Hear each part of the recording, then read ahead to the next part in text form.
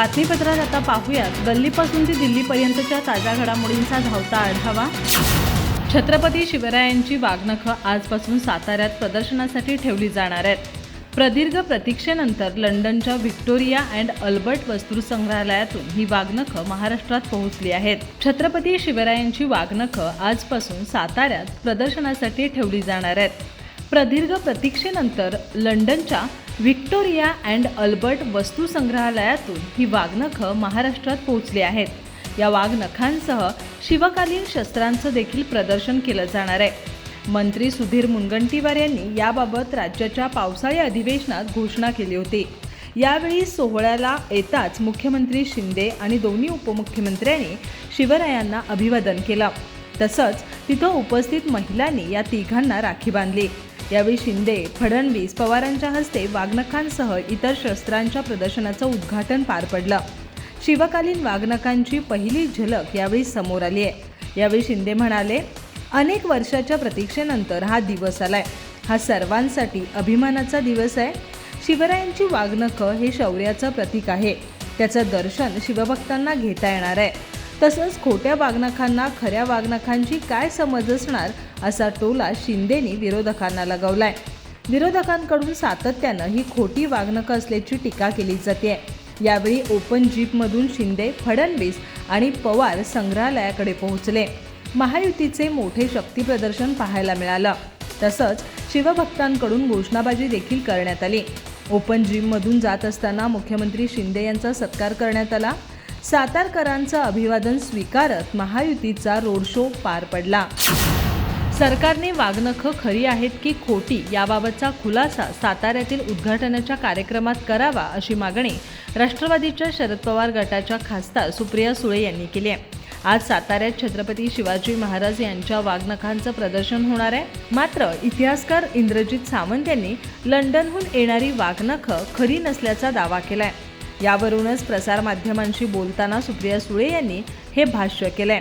याबाबत प्रसारमाध्यमांनी खासदार सुळे यांना प्रश्न विचारला असता त्या म्हणाल्या, एकतर त्या वाघनखांबद्दल प्रयत्न केला सरकारने, सरकारचा कौतुक आहे, आनंद आहे। पण इंद्रजित दादा असं सारखे वाटतात जे की त्यांचं म्हणणं आहे की त्यांना म्युझियममधूनच पत्र आलेलं आहे, जिथून ही वाघनखं आली आहेत त्याच म्युझियमनी पत्र लिहिलं आहे इंद्रजित सावंतांना की ही वाघनखं नक्की ओरिजिनल आहेत का नाही हे माहिती नाही, असं तुमच्याच सगळ्या चॅनलवर मी पाहिलेलं आहे। त्याच्यामुळे नक्की ही वाघनखं कुठून आली आहेत, काय आली, त्याचं ओरिजिन काय हे काहीच समजत नाही आहे नक्की। आणि त्याच्यामुळे महाराष्ट्र सरकारने आजच्या त्यांच्या कार्यक्रमात खरं कधीतरी बोलावं आणि सांगावं महाराष्ट्राच्या जनतेला की ही वाघनखं नक्की ओरिजिनल आहेत का नाही, हा पहिला मुद्दा। याचं कारण असं, खूप अपेक्षेने लोक तिथे जात आहेत। लहान मुलं, पिढी, शाळा, तुमच्याच चॅनलवर मी आता पाहिलं की शाळांसाठीही ते वेगळा वेळ ठेवणार आहेत। तर जर मुलांना एक म्युझियम ओरिजिनल पीस आपण जाणार होतो आणि नंतर काही कालावधीनंतर सरकारच लोकांना फसवतं असं झालं तर मुलांच्यावर काय संस्कार होते। त्याच्यामुळे असं काहीतरी पॉलिटिकल गिमिक विधानसभा समोर ठेवून काहीतरी असं करण्यापेक्षा जे खरं आहे, जे सत्य आहे, इतिहास स्वतःच्या मनापासून लिहिता येत नाही। इतिहास जो खरा आहे तोच लिहायचा असतो आणि तोच सांगायचा असतो। शुक्रवारी मायक्रोसॉफ्टच्या सर्व्हरमध्ये तांत्रिक बिघाड झाला। त्यामुळे जगभरातील एअरलाइन्स, टीव्ही टेलिकास्ट, बँकिंग, अनेक कॉर्पोरेट कंपन्यांच्या कामकाजावर परिणाम झालाय। भारतासह जगभरातील विमानतळांवर चेक इन आणि तिकीट बुकिंगमध्ये समस्या येत आहेत, ज्यामुळे उड्डाणं एकतर उशिरा किंवा रद्द होत आहेत।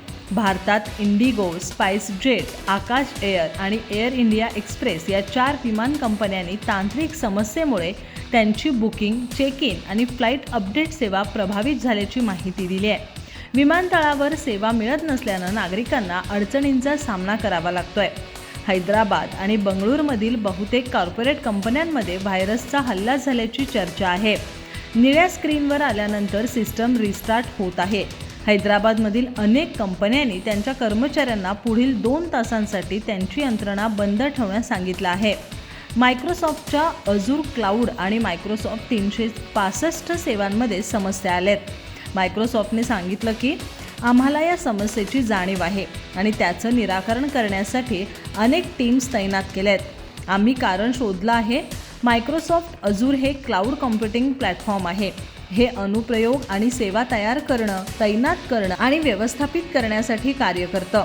मायक्रोसॉफ्ट 365 हे उत्पादकता सॉफ्टवेअर आहे, ज्यामध्ये वर्ड, एक्सेल, पॉवरपॉईंट, आउटलुक आणि वन नोट सारख्या लोकप्रिय अनुप्रयोगांचा समावेश आहे. मुंबई उच्च न्यायालयाने शुक्रवारी खासगी आणि विनाअनुदानित शाळांना शिक्षणाधिकार कायद्यातून वगळण्याच्या अध्यादेशाला स्थगिती देत मुख्यमंत्री एकनाथ शिंदे यांच्या नेतृत्वातील महायुती सरकारला जोरदार झटका दिला. RTEमुळे सरकारी शाळांमधील पटसंख्या घटत असल्याचा दावा सरकारने या प्रकरणी केला होता, पण कोर्टाने त्यांचा हा दावा धुडकावून लावला. सरकारी शाळांचा दर्जा सुधारा, यामुळे विद्यार्थी दुसऱ्या शाळेत जाणार नाहीत, असं कोर्टाने यासंबंधी सरकारचा अध्यादेश घटनाबाह्य असल्याचं नमूद करताना म्हटलंय. राज्य सरकारने खासगी विनाअनुदानित शाळांना RTE कायद्याच्या कक्षेतून वगळण्याचा अध्यादेश गत 9 फेब्रुवारी रोजी जारी केला होता. यामुळे एकच खळबळ माजली होती. अनेक पालकांनी सरकारच्या या अध्यादेशाला हायकोर्टात आव्हान दिलं होतं. या प्रकरणी शुक्रवारी झालेल्या सुनावणीत कोर्टाने सरकारचा अध्यादेश घटनाबाह्य असल्याचा महत्त्वपूर्ण निर्वाळा दिला. राज्य सरकारने आपल्या अध्यादेशाचा बचाव करताना RTEमुळे सरकारी शाळांमधील विद्यार्थी संख्या घटत असल्याचा दावा केला होता, पण न्यायालयाने हा युक्तिवाद फेटाळून लावला. शिक्षण मराठी की इंग्रजीतून घ्यायचं हा अधिकार पालक आणि विद्यार्थ्यांचा आहे. त्यामुळे अचानक नवीन नियम करून त्यांच्या या अधिकारावर गदा आणता येत नाही, असा याचिकाकर्त्यांचा युक्तिवाद कोर्टाने मान्य केलाय. महाराष्ट्रात केंद्र सरकारपेक्षा राज्य सरकारच्या कामकाजावर जनता जास्त नाराज आहे. त्यामुळे राज्यात आम्हाला जास्त जागा मिळतील अशी अपेक्षा राज्यात मावियाच्या 170हून अधिक जागा निवडून येतील, असा दावा शरद पवार गटाचे प्रदेशाध्यक्ष जयंत पाटील यांनी सोलापुरात बोलताना व्यक्त केलाय. दरम्यान जयंत पाटील पुढे बोलताना म्हणाले की सरकारने राज्याची आर्थिक परिस्थिती बिघडवत कर्ज काढण्याचं काम केलंय. लोकसभा निवडणुकीच्या आधी एक अर्थसंकल्प आणि लोकसभेनंतर दुसरा अर्थसंकल्प मांडला आहे. सरकारची आर्थिक परिस्थिती धोक्यात आणण्याचं काम मागच्या काही वर्षात झालंय, असं जयंत पाटील यांनी म्हटलंय. जयंत पाटील म्हणाले की लोकसभेचा निकाल महाविकास आघाडीच्या बाजूने लागल्यामुळे राज्य सरकार घाबरलं आहे. महायुतीचे नेते घाबरलेले असल्यामुळे आता फक्त चंद्र आणून देणंच बाकी आहे. तुम्ही चंद्र मागाल तर ते चंद्रही आणून देतील, अशा घोषणांच्या माध्यमातून लोकांची तात्पुरती नाराजी कमी करण्याचा प्रयत्न हे सरकार करतंय. महायुतीचे नेते घाबरलेले असल्यामुळे आता फक्त चंद्र आणून देणंच बाकी आहे. तुम्ही चंद्र मागाल तर ते चंद्रही आणून देतील, अशा घोषणांच्या माध्यमातून लोकांची तात्पुरती नाराजी कमी करण्याचा प्रयत्न हे सरकार करतंय. आम्ही महाविकास आघाडी म्हणून आणखी जाहीरनामा काढलेला नाही, मात्र जेव्हा जाहीरनामा काढू तेव्हा जनतेची सेवा पुढील 5 वर्षात कशी करणार याबाबत तपशील देऊ. ज्या लोकोपयोगी योजना आहेत त्या आमचं सरकार आल्यानंतरही आम्ही थांबवणार नाही, असंही त्यांनी स्पष्ट केलंय. सध्या राज्यात मुख्यमंत्री लाडकी बहीण योजना आणि मुख्यमंत्री लाडका भाऊ योजनांची चांगली चर्चा रंगली आहे. यावरून विरोधकही सरकारवर टीका करतायत. मात्र त्यात आता महाराष्ट्र नवनिर्माण सेनेच्या वतीनं देखील राज्य सरकारवर निशाणा साधण्यात आलाय. लाडकी बहीण लाडका भाऊ यांचे झाले असेल तर लाडक्या नातवांचे पण तेवढं बघा, अशा शब्दात मनसे नेते गजानन काळे यांनी सरकारवर टीकास्त्र सोडलंय. रखडलेल्या RTE प्रवेशाबाबत त्यांनी सरकारचं लक्ष वेधलंय. शाळा सुरू होऊन महिना लोटलाय तरी अद्याप RTEचा घोळ पूर्णपणे संपलेला नाही. अनेक वर्ष या शाळांना देण्यात येणारे परतीचे 1800 करोड रुपये द्यायला सरकारकडे पैसे नसल्यानं हा घोळ होत असल्याचा आरोप मनसेने केलाय. त्यामुळे आता राज्य सरकारने या नातवंडांकडे पाहून त्वरित पैसे देण्याची मागणी काळे यांनी आपल्या पोस्टच्या माध्यमातून केली आहे. RSS आणि भाजप यांच्यातील संबंधित कथित दुरावा आल्याच्या पार्श्वभूमीवर सरसंघचालक मोहन भागवत यांचा एक व्हिडिओ सोशल मीडियावर चांगलाच व्हायरल झालाय. या व्हिडिओत सरसंघचालक काही लोक आधी सुपरमॅन, नंतर पूजनीय आणि अखेर देव बनू पाहत असल्याचं विधान करताना दिसून येत आहेत. आता काँग्रेसने त्यांच्या या विधानाचा पंतप्रधान नरेंद्र मोदी यांच्याशी संबंध जोडून त्यांच्यावर निशाणा साधलाय. काँग्रेस नेते जयराम रमेश या प्रकरणी म्हणाले की मला खात्री आहे की स्वयंघोषित नॉन बायोलॉजिकल पंतप्रधानांना नागपूरने झारखंड येथून लोककल्याण मार्गाच्या दिशेने डागलेल्या या नवीन अग्नी क्षेपणास्त्राची बातमी नक्कीच मिळाली असेल, असा टोला जयराम रमेश यांनी लगावलाय. काँग्रेस प्रवक्त्या रितू चौधरी म्हणाल्या की मोहन भागवत कुणाला ट्रोल करतायत? कदाचित त्यांचा इशारा आपल्या नॉन बायोलॉजिकल पंतप्रधानांकडे तर नाही ना? सरसंघचालक मोहन भागवत म्हणाले की जेवढा विकास करण्याचा विचार केला होता तिथवर आपण पोहोचलो. तिथं पोहोचल्यावर दिसतं की यापुढेही बरंच काही करण्यासारखं आहे. पण ज्या माणसात माणुसकी नाही त्यांना आधी माणूस बनावं. पण काही लोक विकासाच्या निर्धारित टप्प्यावर पोहोचल्यावर मानवाचे सुपरमॅन बनू पाहतात. सुपरमॅन बनल्यावरही ते थांबत नाहीत. त्यांना वाटतं आता पूजनीय बनायला हवं. पण पूजनीय म्हणतात आमच्यापेक्षा देव मोठे, तर देव म्हणतो माझ्यापेक्षा विश्वरूप मोठं. आता विश्वरूपाच्या पुढंही काही आहे का हे कोणाला माहीत नाही. विकासाचा काही अंत नाही, ही निरंतर चालत राहणारी प्रक्रिया आहे. मोहन भागवत यांनी आता खुलेपणाने बोलण्याची गरज आहे. पण त्यांनी केलेल्या या विधानाचे भाजपने चिंतन करावे असा टोला ठाकरे गटाचे नेते संजय राऊत यांनी लगावलाय. नुकतंच सरसंघचालक मोहन भागवत यांनी एक विधान केलंय. मानवी गुण आत्मसात केल्यानंतर मनुष्याला अलौकिक शक्तींनी युक्त असा सुपरमॅन बनण्याची इच्छा असते. त्यानंतर आधी देवत्व आणि मग ईश्वराचा दर्जा मिळवण्याची अपेक्षा ठेवतो असं ते म्हणाले. त्यांच्या या विधानाची सध्या जोरदार चर्चा सुरू आहे. काँग्रेसचे नेते जयराम रमेश यांनी देखील त्यांच्या या विधानाचा व्हिडिओ ट्विट करत टीका केली आहे. यावरूनच संजय राऊत यांनीही आज प्रसारमाध्यमांशी बोलताना भाष्य केले. एक व्यक्ती आहे देशात, तिला असं वाटतं की प्रभू श्रीराम यांचं बोट धरून मीच त्यांना अयोध्येच्या राम मंदिरात घेऊन गेलोय. ते नसते तर अयोध्येत भगवान राम यांची प्राणप्रतिष्ठा झालीच नसती. एक व्यक्ती आहे या देशात, ती स्वतःला सुपरमॅन समजते. एक व्यक्ती आहे या देशात जी स्वतःला नॉन बायोलॉजिकल पद्धतीनं, अजैविक पद्धतीनं जन्माला आलो, म्हणजे मला वरून देवानं जन्माला घातलं, अशा पद्धतीनं लोकांना भ्रमित करते. एक व्यक्ती आहे या देशात जी सांगते रशिया आणि युक्रेनचं युद्ध मीच थांबवलं, पण ती व्यक्ती मणिपूरचा हिंसाचार आणि जम्मू काश्मीरमधला हिंसाचार थांबवू शकत नाही. मला असं वाटतं त्याच व्यक्तीविषयी मोहनराव भागवत बोलले आहेत. काही लोक स्वतःला सुपरमॅन समजतात. मुंबई उच्च न्यायालयाने विशाळगडावरील अतिक्रमण विरोधी कारवाईला स्थगिती देत राज्य सरकारला जोरदार झटका दिलाय. भर पावसात देखील बांधकामांवर हातोडा चालवण्याची काय गरज होती? या प्रकरणी सप्टेंबर महिन्यापर्यंत कोणतीही कारवाई करू नका असं कोर्टाने या प्रकरणी ठणकावून सांगितलंय. विशाळगडावरील अतिक्रमण काढताना गत रविवारी मोठा हिंसाचार झाला. यामुळे कोल्हापूरसह राज्यभरात तणाव वाढलाय. या प्रकरणी काही जणांनी उच्च न्यायालयात धाव घेऊन या कारवाईला स्थगिती देण्याची मागणी केली होती. या याचिकेद्वारे विशाळगडावरील मशिदीवर चढाई करण्यात आल्याची बाबही कोर्टाच्या निदर्शनास आणून दिली आहे.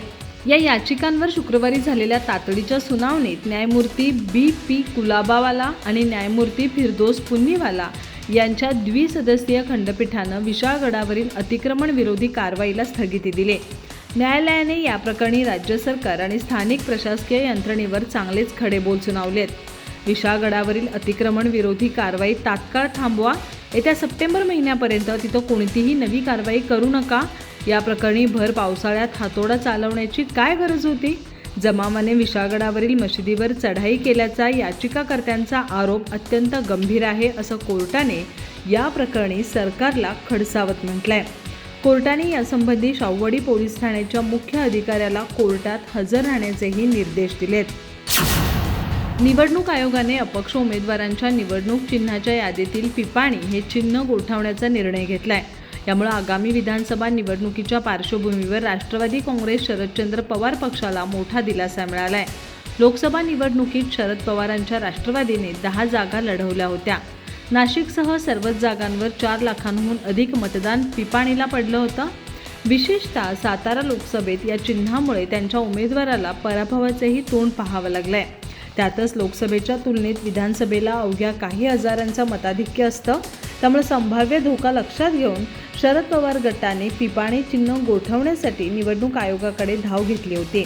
दिंडोरी लोकसभा निवडणुकीत अपक्ष उमेदवार बाबू भगरे यांच्या पिपाणीला राज्यात सर्वाधिक तब्बल 1,03,632 मतं मिळाली होती. राष्ट्रवादी काँग्रेस शरदचंद्र पवार गटाने पिपाणी चिन्हामुळे आम्हाला निवडणुकीमध्ये फटका बसल्याची भावना व्यक्त करत हे चिन्ह रद्द करण्यात यावं अशी मागणी निवडणूक आयोगाकडे केली होती. त्यांच्या मागणीनुसार निवडणूक आयोगाने पिपाणी चिन्ह गोठवण्याचा निर्णय घेतलाय. चार धाम बद्रीनाथ, केदारनाथ, गंगोत्री आणि यमुनोत्री या नावाने देशात दुसरे कोणतेही मंदिर किंवा ट्रस्ट बांधलं जाणार नाही. नावं जरी मंदिरांसारखी असली तरी कठोर कारवाई केली जाईल. 18 जुलै रोजी उत्तराखंडचे मुख्यमंत्री पुष्कर सिंह धामी यांच्या अध्यक्षतेखाली झालेल्या मंत्रिमंडळाच्या बैठकीत यावर कायदा करण्याचा निर्णय घेण्यात आलाय. खरं तर 10 जुलै रोजी बुरारी, दिल्ली इथं श्री केदारनाथ धाम नावाच्या मंदिराची पायाभरणी झाली. त्यात उत्तराखंडचे मुख्यमंत्री पुष्कर सिंह धामीही सहभागी झाले होते. 15 जुलै रोजी शंकराचार्य स्वामी अविमुक्तेश्वरानंद आणि मुंबईतील गोवर्धन पीठातील प्रमुख संतांनी याला विरोध केला होता. मंत्रिमंडळ बैठकीनंतर मुख्यमंत्र्यांचे सचिव शैलेश बागवली म्हणाले की उत्तराखंडाच्या 4 धाम केदारनाथ, बद्रीनाथ, गंगोत्री आणि यमुनोत्री सोबतच इतर अनेक मंदिरांची नावं वापरून इतर मंदिरं आणि ट्रस्ट तयार केले जात असल्याचे आमच्या माहितीत आले. यामुळे लोकांमध्ये संभ्रम निर्माण होतोय. त्याचबरोबर स्थानिक परंपरा आणि धार्मिक श्रद्धा दुखावल्या जात आहेत. स्थानिक नागरिकांमध्ये संतापाचे वातावरण आहे. अशा परिस्थितीत सरकारने याबाबत कठोर तरतुदी आणण्याचा प्रस्ताव मंजूर केला आहे. याबाबत लवकरच कायदा लागू केला जाईल. श्री केदारनाथ धाम नावाच्या मंदिराची पायाभरणी 10 जुलै रोजी दिल्लीतील बुरारी येथील हिवराकी इथं करण्यात आली. या कार्यक्रमाला उत्तराखंडचे मुख्यमंत्री पुष्कर धामीही उपस्थित होते. मात्र मंदिराच्या पायाभरणीनंतर केदारनाथ धामच्या यात्रेकरू, पुजारी, संत आणि स्थानिक लोकांनी विरोध केला आहे.